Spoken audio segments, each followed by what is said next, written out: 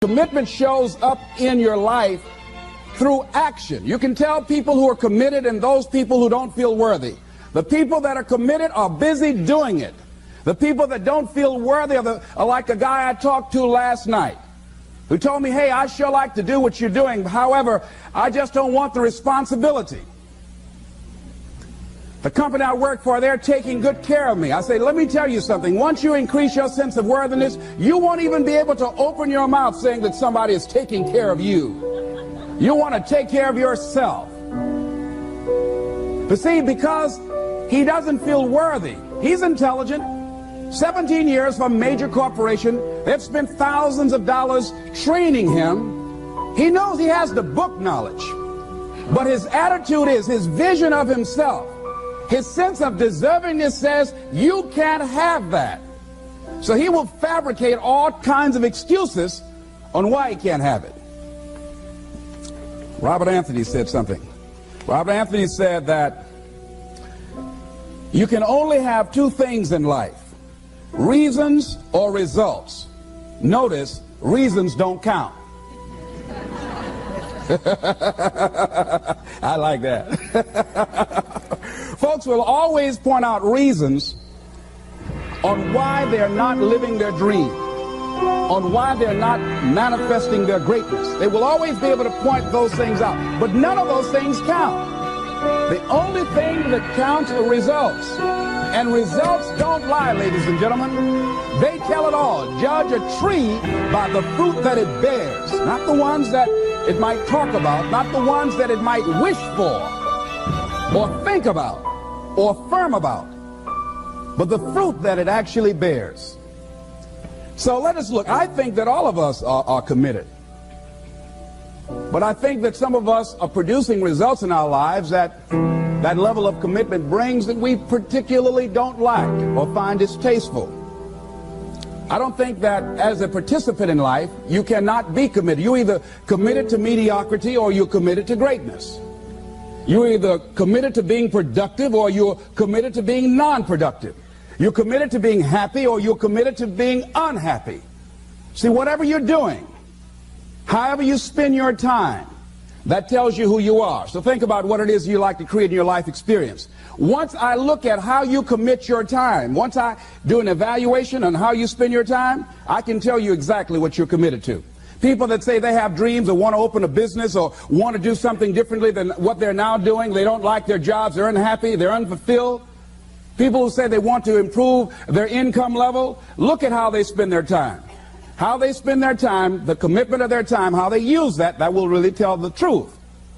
People who said, I'd like to do better, but you don't find them in vocational or technical schools upgrading their skills and their knowledge, how they spend their time, that will tell you what's going on. People who say they want to normalize their weight, they want to be healthy, but every time you see them, they're eating, that will tell you that they're committed to being obese for the rest of their lives. People tell you they want to stop smoking and they're lighting up at that time. Folks that say, I want to stop drinking, and every time you're in their face, they're reeking with alcohol, that will tell you what's going on. Don't have to listen to what they say, just watch what they do. Commitment shows up in your life in what you do. On the other hand, you can make the commitment to your life that you don't like the results that you have and that you're going to do something about it. See, that power is available to all of us. People who look at life and decide, I want something different for myself. Carol Hatfield. Carol, who lives in Detroit, single mother, decided that she wanted to go into her own business, did not have enough money to do it. She wanted to have a health food store. She sold her car and used the money to start in a little storefront, a little hole in the wall. She rode to work on a bicycle. And then when she got enough money, she bought a motor scooter and did that for a long time. She's now a very successful person. She now has 3 health food stores. She said it was hard. It's a struggle, Les. She said, but I did it. She said, I made the commitment to do it, and I did it. Why is it that people are frightened by commitment? Because when you say the word commitment, that intimidates a lot of people. Why? Because it means you have to deliver.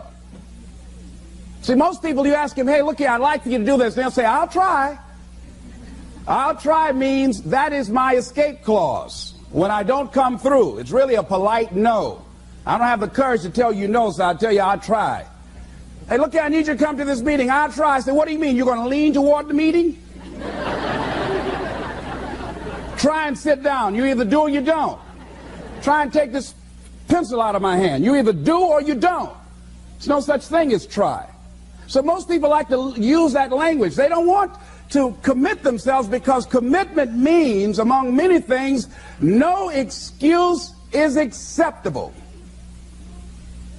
That's what it means. No excuse. That if you decided that you're going to do this, if it becomes hard, then do it hard. If it's difficult, so what? If it's inconvenient, so what? See, a lot of people made a commitment to come here tonight, but they looked outside and said, it's raining. The temperature dropped. It's cold outside. And they decide to give up on their commitment. And that's how people do about their dreams. They don't honor their commitment to themselves. Let me tell you what happens when you don't keep your commitment. Number one, it begins to deplete your self-esteem and it erodes your self-image. It weakens your faith in yourself. You don't feel good when you don't keep your commitments. The other thing is that you begin to develop weak relationships with people. People begin to realize they can't depend upon you. They can't rely on you because you won't keep your word. You've established that kind of reputation. Just think, what would your life be like if you decided to keep your commitments? What will all of our lives be like if we decided to keep our commitments? That we decided to do the things that we said that we were going to do. That we wouldn't even speak it unless we were going to do it. If we decided just for a week, just see what your life can be like. Just let's do it for a commitment to make it a 7-day commitment that I won't say I will do anything unless I'm going to do it. And find out what your life will be like. Let me tell you what, if you follow it through, if you keep your commitment to the commitment, at the end of the 7 days, you'll feel strong and powerful. Because by honoring your commitment, each time that you do, that empowers you. Whatever discipline that is required. Whatever it is that you must do. So I'm suggesting, number one, commit yourself to live in the present. I saw the movie, The Dead Poets Society, Robin Williams, and they had a line in there, seize the moment. Many of us are not able to move forward and develop and manifest our greatness because we spend so much time looking back or worrying about the future. Seize the moment. See, you cannot go into the future and manifest your greatness when you have various things in your life that's blocking you. Let's look at how we can begin to keep our commitments. Remembering what Dr. Robert Anthony said about results. When you keep your commitments, you're able to produce some different kinds of results in your life. So how can we keep our commitments? And do we keep all commitments? No, we don't. You will not be at 100%. However, you will have a greater percentage rate of maintaining your commitments to yourself, whatever those things might be. If it's going into business, if it's changing a habit that you know that works against you, if it's overcoming self-destructive behavior, if it's retraining your thinking, if it's reinventing yourself, if it's trying to begin to design your relationship differently, all of us have the possibility, by focusing and really harnessing our attention and concentrating on it, we really have available to us the power to honor our commitments in those particular areas. So number one, make it priority. See, no one would go get on an airplane if you thought your chances of getting there to your destination were as good as your luggage. Am I correct? See, and I say the reason that you will reach your destination more times than your luggage will is because the airline, and I'm glad that they do, has made it a priority to move the human beings from one point to the other safely, not send you off to Boston or someplace with your luggage. So I'm not really upset when my luggage doesn't show up. I'm glad they delivered me. because they've made me a priority. See, they have made delivering you to your destination important. So if you want to honor your commitment, whatever you decide that you're going to do, make sure you make it important. Make sure it is priority. Keep it before you. The other thing is, whatever that you want to do, whatever you want to begin to create and beginning to manifest your greatness and strengthening your level of commitment, and it's really exercising your will. Find something that you want to do on your goal, one action step, but make sure it stretches you, that it challenges you, but it's doable, that you can do it. This year I decided that I was going to exercise. So I started out doing just 10 setups and 10 push-ups. I know I can do that and not get upset about it. I can do that without thinking. So I started out small. Now I'm up to 50, but if I try to do 50 starting out, I wouldn't still be doing it. So I started doing it in manageable segments. Do that, and that strengthens your will. So my commitment now is strengthened and fortified by the activity of actually doing it. So now I can expand and build from there. When I decided to begin to manage my money differently, and I started saving 5% of my money, then I increased it to 10%, then to 15%. So now I have disciplined myself to live off 75% of my income. I took discipline to do that, but I started watching how I was spending my money. I started keeping a log and following myself. So you want to begin to find something that is manageable, that you know that you can do. The next thing, in beginning to keep your commitments to yourself, have some friends that will hold you accountable, that won't let you off the hook, that won't tolerate anything less than the best from you. People that will support you in this new way of being, in this new state of consciousness. The other thing is that important is have a contingency plan. See, many times when you make a commitment to do something, there are some other variables that will happen that you can't control or you perhaps did not think about. So you want to have some other plans going on. You want to become creative. See, most people don't keep their commitments because when something goes wrong, they just stop. They don't have a contingency plan. So they don't know what to do next. Start being creative. If you challenge yourself, many times we say, I don't know what to do. And I always ask myself, but if you did know what to do, Les, what will it be? That activates another part of my mind. I start thinking about the possibilities and just experimenting. But many of us just stop dead in our tracks. I don't know what to do. You do know what to do. You got genius in you. Challenge yourself. Push yourself. Make yourself come up with something. Use your imagination. And what you will find is that you know more than you realize that you know. That you're more creative and more resourceful than you realize that you are.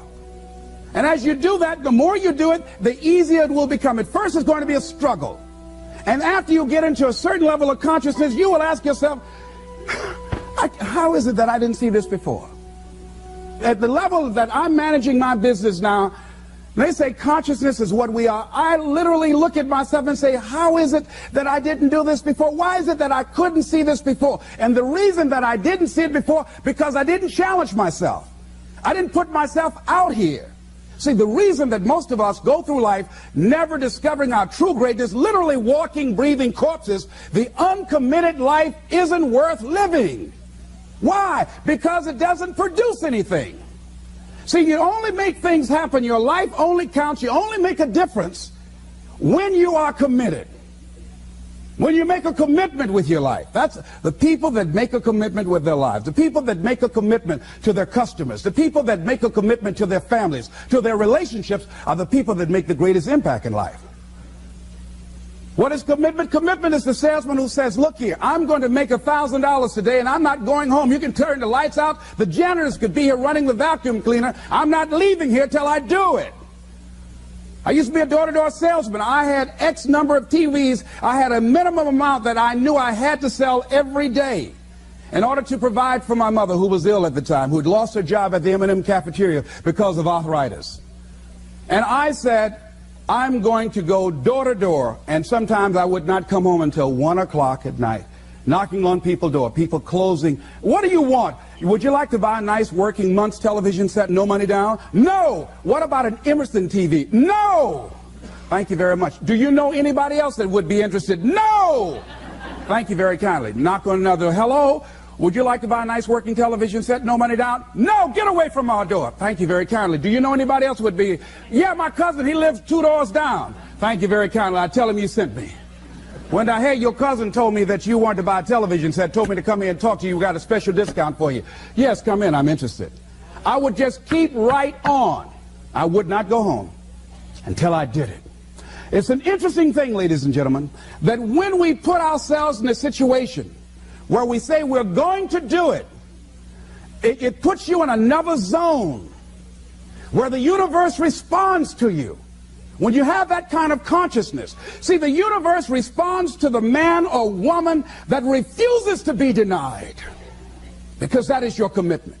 That business that you want, that book you want to write, that dream that you have of controlling your destiny, that is yours. That power to create that and to manifest that, that is yours. That's available to you. But you've got to be willing to stand there and face disappointment, not have support, be lonely, doubt yourself sometimes, be rejected again and again and again, become bankrupt if necessary, again and again and again, and refuse to turn around until life gives it up. Nothing can resist a person that has that kind of commitment. The people that have made a difference on the planet. When a John F. Kennedy said, we will go to the moon in the next decade, he spoke it. That was a commitment, and people shared that vision. People bought into that. We've had all kind of examples in history where people have made declarations, who have committed their lives to bring about a difference. There are people who are taking a stand today against hunger. I guarantee you it will be a part of our past at some point in time. Someone took a stand against polio.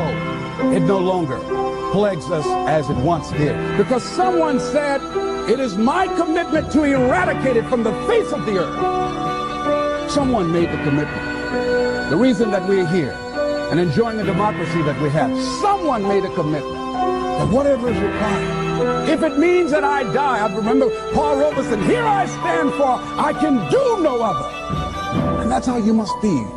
Commitment means standing up for your life. It means honoring yourself. It means beginning to say and to see and recognize your alignment and oneness with the universe, and that you are a channel for life to express through. And we short-circuit it with anger. We short-circuit it with fear. We short-circuit it with envy. We short-circuit it by being lazy or apathetic or giving up easily. Why? We say, oh, it's too hard, it's too hard. We don't challenge our spirit. Ladies and gentlemen, there's nothing as powerful as the human spirit. You can't destroy it. You can pervert it, but you can't destroy it.